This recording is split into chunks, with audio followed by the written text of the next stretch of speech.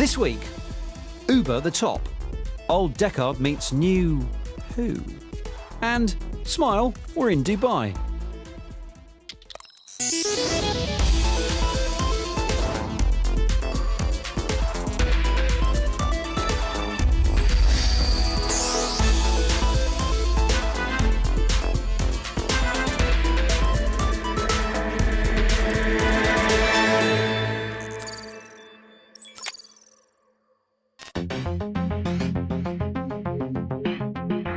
This is how a self-driving car sees the world.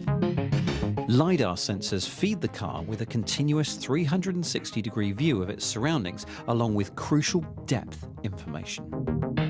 It is the key technology for a successful autonomous drive. This week in the US, a mighty court case got underway as Google's autonomous car spin-off company Waymo and Uber locked horns in a battle that could have seen Uber's self-driving taxi plans stall. What was expected to be a 3-week battle over who had access to the secret keys that make autonomous cars work was suddenly ended on Friday as the two sides agreed to stop locking horns and work together. An out-of-court settlement seems to have sealed the deal. With that possible roadblock removed, Uber's plans to taxi us around without a driver are a step closer. And they're not stopping there.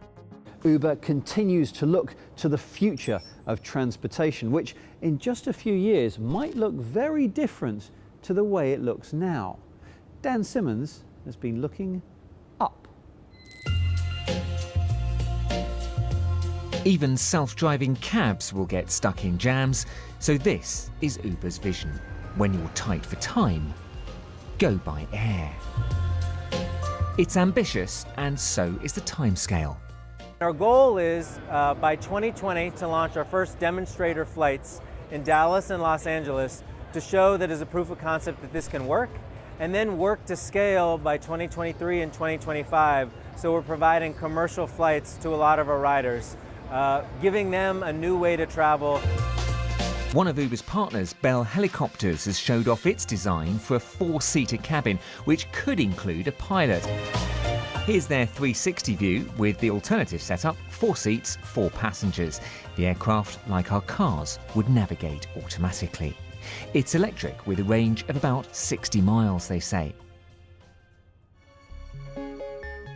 Now, we've seen other designs for air taxis of late, including Chinese firm Ehang's 184, which recently shuttled actual people in this autopiloted drone.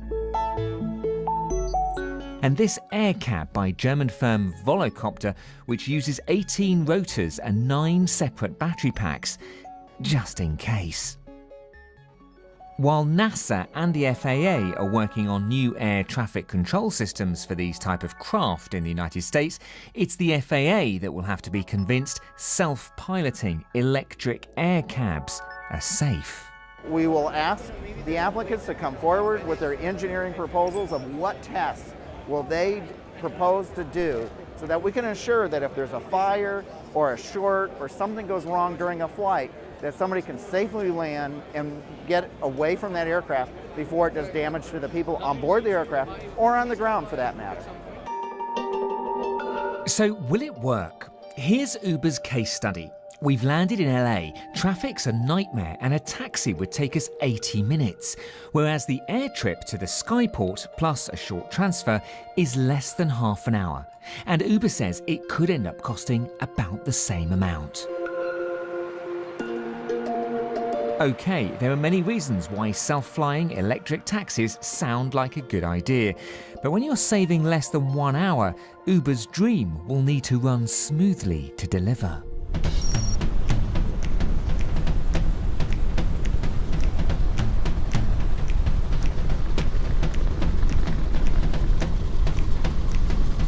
Apologies, Mr. Simmons. Very busy airspace right now. It's blade to blade up there.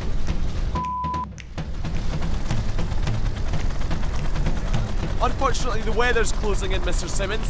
I'm not quite sure we're going to be able to get you away tonight.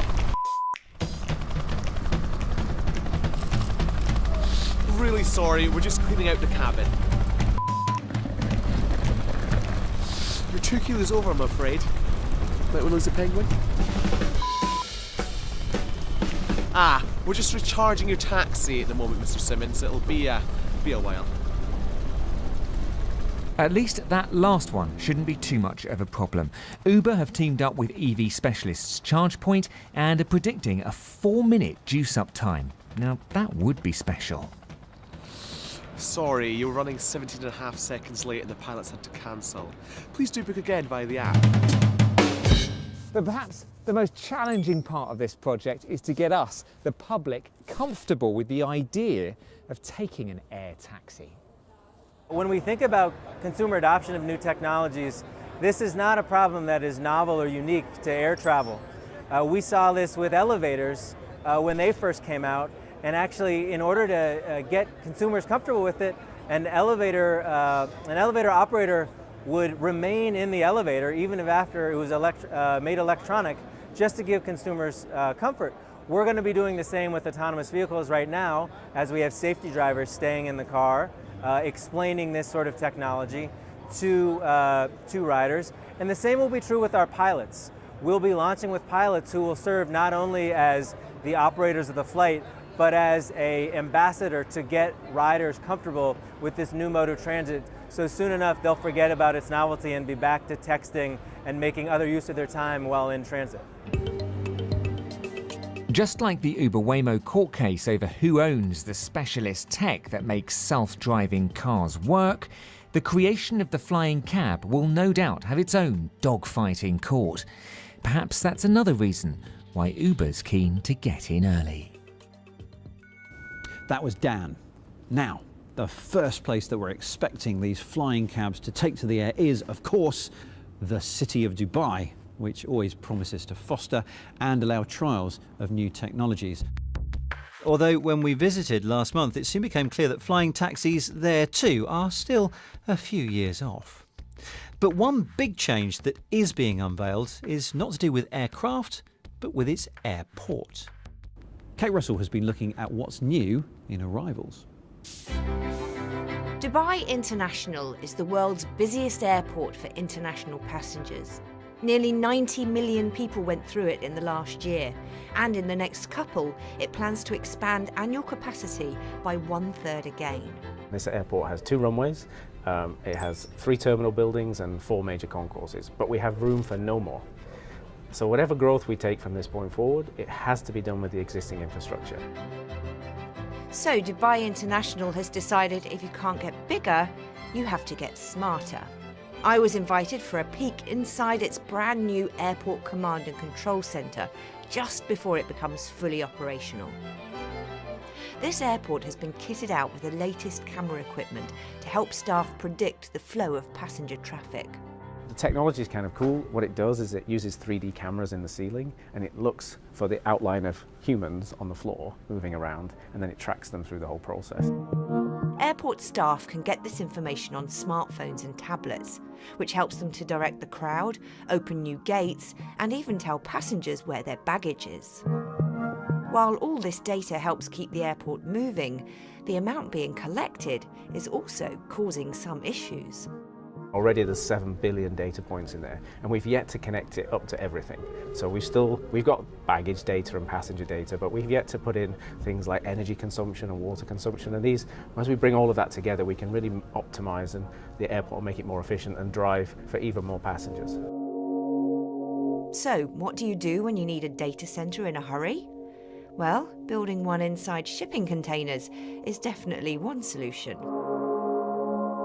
As Dubai prepares to play host to a massive World Expo in 2020, the airport had to do some quick thinking to be able to handle the extra 10 million passengers a month. This solution took just over 12 months to build. A traditional data centre built out of bricks and concrete would normally be about 2 to 3 years. Next on the list of high-tech upgrades is face recognition to clear immigration quickly, AI to predict seasonal fluctuations in demand, and a system to tell passengers when their baggage will hit the carousel. All great news if you're passing through the airport, But there's a solid business case for all these upgrades too. The more passengers we can put through this site, the more profitable this airport will become. And it's better for the city, it's better for the economy. So we're really working hard to make sure we maximise the use of this, of Dubai International site. With aviation projected to contribute almost 40% of Dubai's wealth in the next couple of years, this airport will continue to be a vital part of the economy.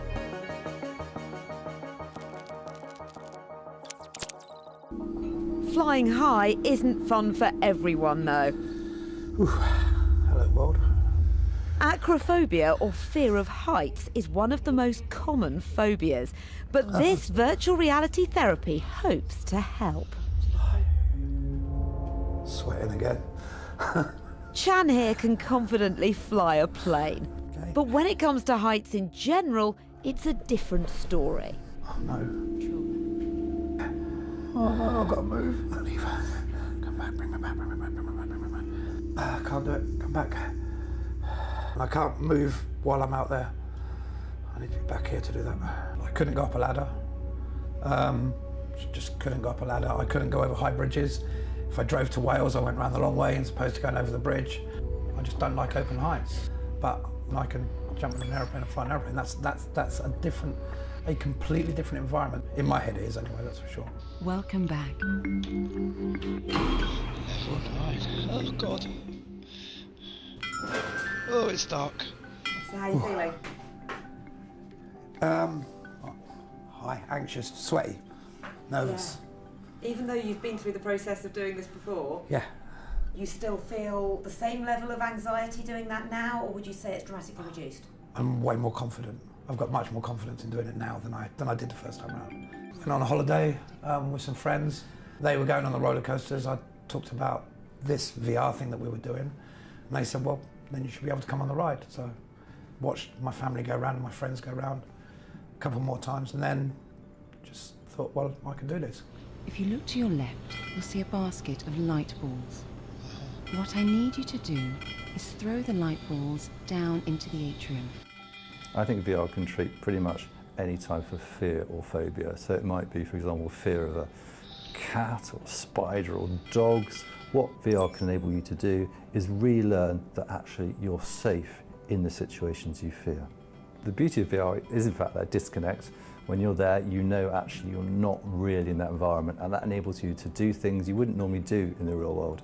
But all the scientific data says that learning that you make in VR does transfer into the real world. In this program, you're going to try a series of tasks. Earlier this month, it was announced that the UK's National Health Service has invested in this idea of using virtual reality therapy to battle severe mental health issues by putting sufferers in a virtual environment they would struggle with in the real world. It's such a tricky task. This immersive approach, plus the availability of virtual therapists, could more readily provide more therapy to more people at a lower cost. At the heart of all mental health problems are difficulties interacting in the world. And with VR, we can put people back in the situations that trouble them and coach them in the best ways to think, feel and behave in those situations. We've got to test it, we've got to trial, we've got to make sure things work, but the potential is enormous.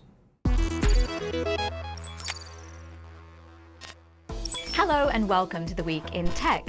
It was the week police in China donned special sunglasses to catch crooks using facial recognition tech. British MPs went to Washington to talk fake news with Facebook, Google and Twitter. And Virgin Money joined Lloyds Bank in banning customers from buying Bitcoin with their credit cards. The cryptocurrency had another roller coaster ride this week, falling to as low as $6,000 before recovering. That's down from a high of almost $20,000 in December. It was also the week that SpaceX rocket, the Falcon Heavy, blasted into space.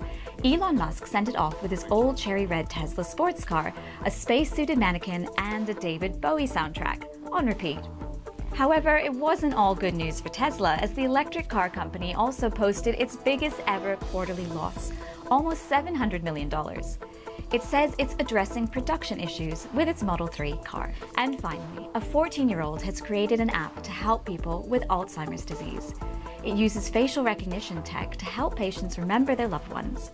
They can scroll through photos of friends and family, and the app lets them know who the person is and how they're related to them. You can also take a picture of someone you don't recognize, and the app will try to identify them. Now, if you are a film fan, you will know that it is awards season. And over the next few weeks, we'll be chatting to some of the real heroes behind the movies nominated for the Best Visual Effects Oscar. First up, Blade Runner 2049. And spoiler alert, if you haven't seen the film, you might want to go and make a cup of tea for the next 4 minutes or so. Still there? Good. Well, if you have seen it, then you'll know that the character of Rachel from the original movie makes a surprise appearance, looking exactly like she did in 1982. We found out how.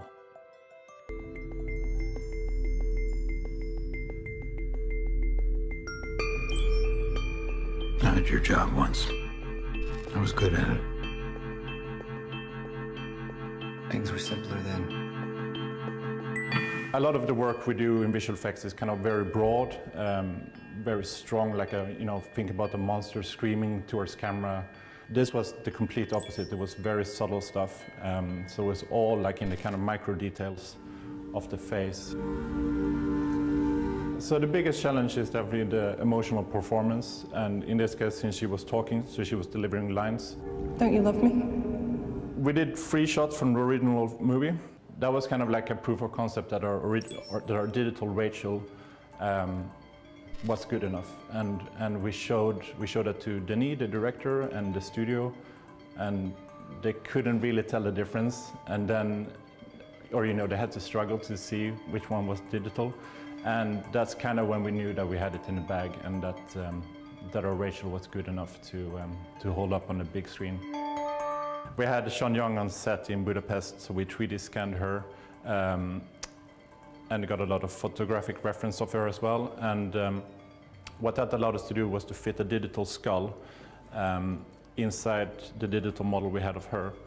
When you age, obviously your soft tissue drops down with gravity and you get wrinkles and so on, but your skull doesn't change. So your skull is pretty much the same.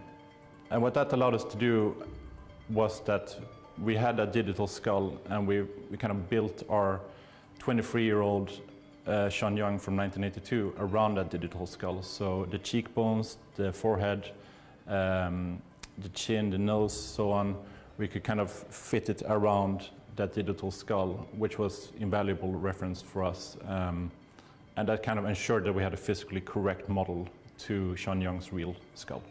And we also captured performance double, so it's her body that's used in shots, a girl called Lauren Pita. So we had a lot of kind of 3D data to work from, and the good thing about the 3D data is that we can rotate it around in the computer, we can look at it from all angles. When it came down to doing the actual performance, it was all hand animated, because basically Denis, the director, he wanted to basically direct what we did like a normal performance, like he would do on set with a regular actor.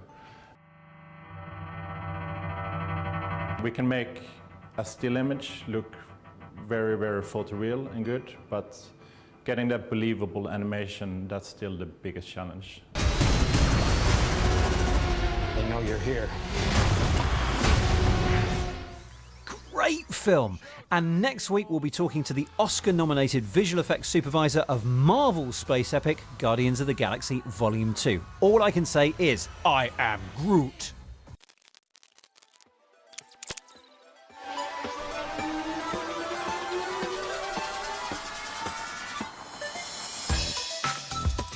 Back in Dubai, I'm really starting to see how determined this young country is to lead the world in everything smart. I've already seen the high-tech police force in action, met the robocops, and the drone unit that will watch over everything from the sky. Now I'm meeting the world's first Minister for Artificial Intelligence, and he's ambitious about what comes next. One of my favourite sayings from the tech industry is Larry Page of Google said, almost every time we do something crazy, we make progress. Do you find the same thing? Many of the ideas that they come up with, not just Silicon Valley, even the top tech companies from around the world, whether it's from the UK or from China, the common denominator between all of them is that they do not fear something that's called impossible. they would come up with ideas that might seem crazy at first, but then the impact of these ideas would be truly global and phenomenal. So with that mentality and with the idea of let the brightest minds from around the world come, let them thrive here in the UAE and let them create something for the rest of the world.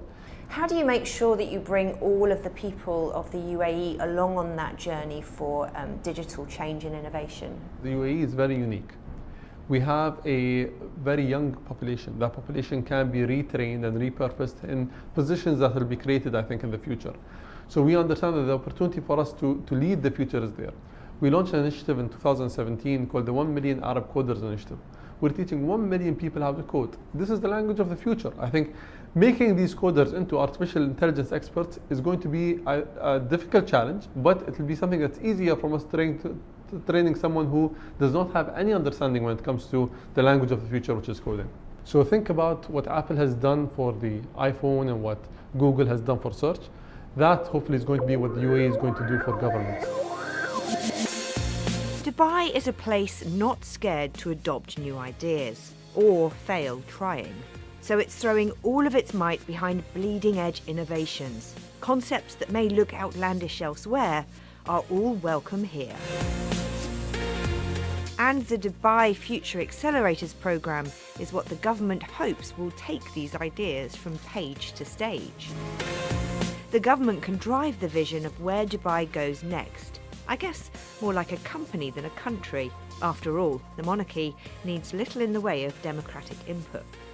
A majority of this can fail, but the moment you create one success story, the sky's the limit on where you can reach. So as long as you have that kind of mindset, that a ton of this will be a write-off, but once you have that success, the whole world will talk about it and you will become a platform. We believe regulations or amending regulations in favor of any innovation is a must.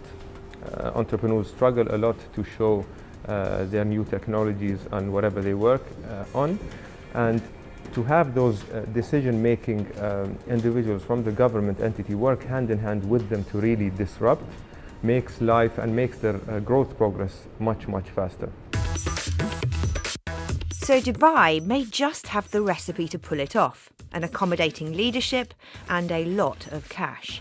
This may be the perfect place to fail and come back smiling, especially as the government is committing to make Dubai the happiest city in the world, alongside the smartest. Visiting the Dubai Smart Office, I was suitably welcomed by Farah. Mrs. Kate from BBC Click, your host is waiting for you. Who took me to meet one of the leading technology champions in the country. And despite the reputation the region has from the outside, it made me very happy to discover she is a woman. The technology is not the end of our journey.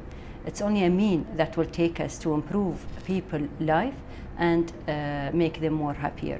By having blockchain, by having artificial intelligence agents embedded in our government services, by having robots like our receptionist, this is the future. But yet, we keep challenging ourselves. What is next? Whether all this works or not, you can see Dubai is dreaming big. This is a dynamic modern city built from the desert up. Maybe its motto should be, if you don't try, you don't succeed.